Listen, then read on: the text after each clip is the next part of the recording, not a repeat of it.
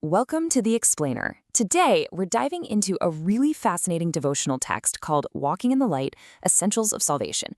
Now, if you're 10 years old, or hey, even if you're just 10 at heart, this breakdown is totally for you. We're going to explore exactly what this source material teaches about finding your path, treating other people well, and, learning directly from the example of Jesus. So picture this for a second. Have you ever woken up in the middle of the night? Maybe you're just trying to get a quick glass of water, and you try walking through a pitch black room. You know the feeling. You're shuffling your feet, your hands are out in front of you, and then wham, you stub your toe on a chair leg, or worse, you step right on a stray building block. Ouch. It literally hurts, and it's super frustrating. Well, the source material we're looking at today introduces this really interesting idea. It says that trying to live life without God's light, it's exactly like stumbling around in that dark room. The text suggests that you're basically just guessing where to go, and honestly, you're bound to bump into things. So here's our map for today's journey. First, out of the darkness. Second, Jesus is the light. Third, treating others with respect. Fourth, working together in unity. And finally, sharing your light daily. All right, let's start with section 1, Out of the Darkness, Finding the Path.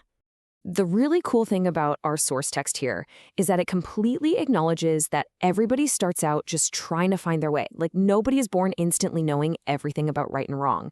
And that brings us to this incredibly powerful quote from Ephesians chapter 5, verse 8. It says, "For you were sometimes darkness, but now are ye light in the Lord. Walk as children of light."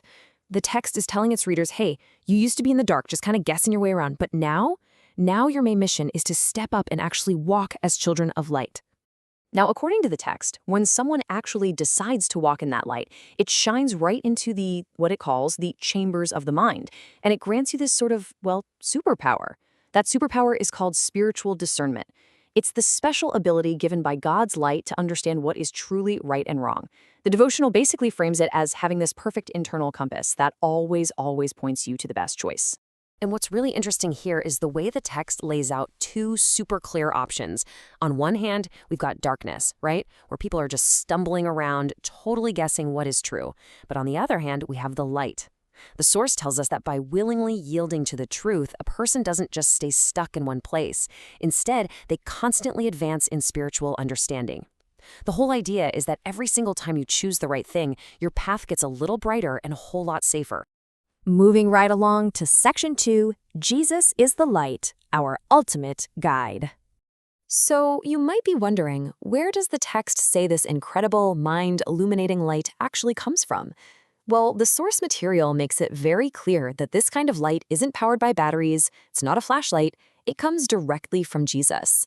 The text describes this so beautifully, saying that hearts are filled with the knowledge of the glory that shines in the face of Jesus Christ. It really emphasizes that his knowledge of truth was direct and positive without a single shadow, basically comparing him to the absolute perfect guide. Now, if Jesus is the light, how does the devotional say we actually get closer to him? The text breaks it down into 3 really specific actions. Number 1, have unswerving faith. That means believing even when things get tough. Number 2, trust in him completely. And number 3, love him supremely, which just means loving him more than anything else. The author writes that when a person does these 3 things, they are properly beholding him, which allows his light to totally fill what the text beautifully calls the soul temple. Okay, section 3, treating others with respect, walking the walk. It's one thing to talk about having light inside a soul temple. But what does being a child of light actually look like when you're just, hanging out at home or out on the playground at school?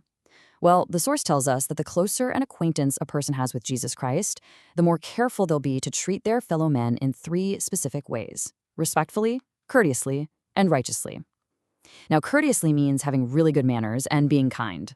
And righteously, that means being fair and doing the right thing.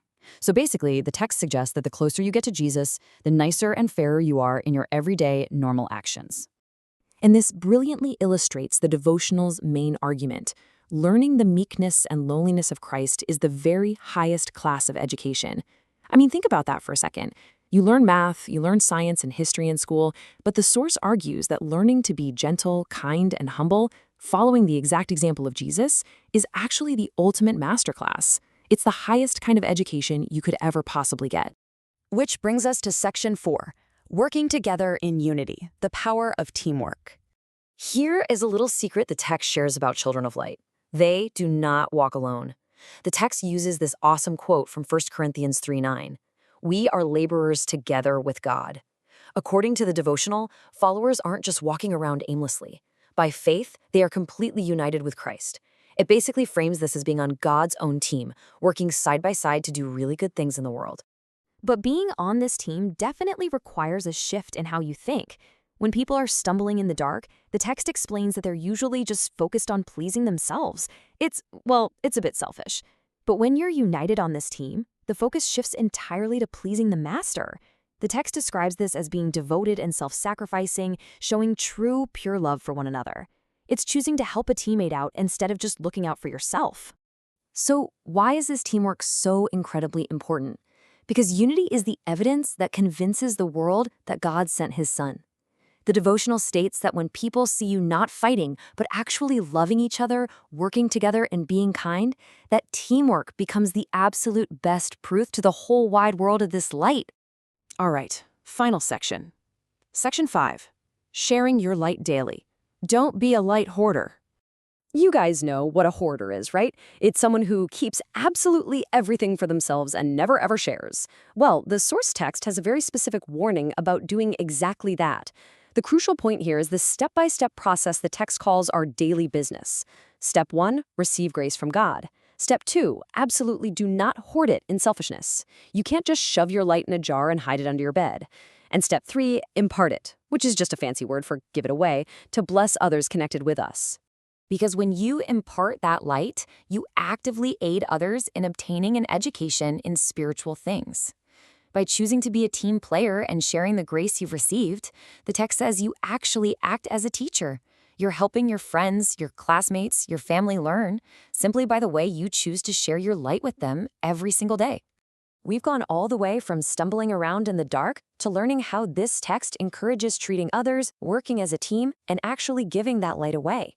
So the final big question this source leaves its readers with is this: who will you share your light with today? The devotional's ultimate challenge is to not be a light hoarder, but to step boldly into your day and shine for absolutely everyone else.